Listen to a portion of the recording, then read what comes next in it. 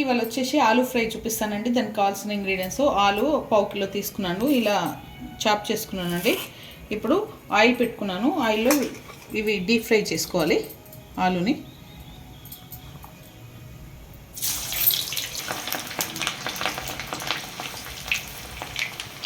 Deep fry చేసుకోవాలి. ఆలు ఓకేనండి, ఇలా బ్రౌన్గా వేయించుకోవాలి. ఆలుని తీసేసుకుంటున్నాను.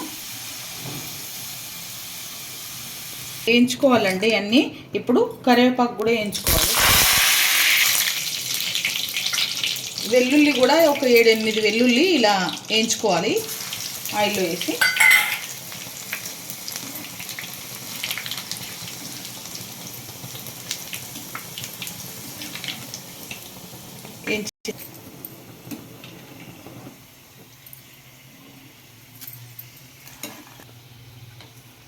ఇదంతా ఇలా వేయించేసి తీసేసుకొని దీంట్లో కారం వేసుకోవాలి. కారం మీరు తినేదాన్ని బట్టి వేసుకోండి. నేను 1.5 స్పూన్ వేసుకుంటున్నాను. 1.5 స్పూను కారం. సాల్ట్ వచ్చేసి సగం స్పూను.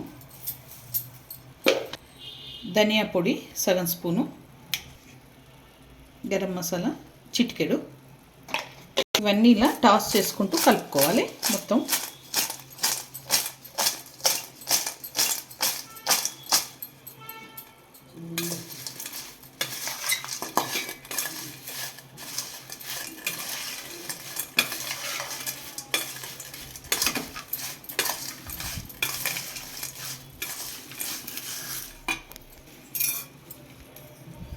ఓకేనండి, ఫైనల్గా కొత్తిమీర వేసేసుకొని గార్నిష్ చేసుకుంటే చాలా బాగుంటుంది.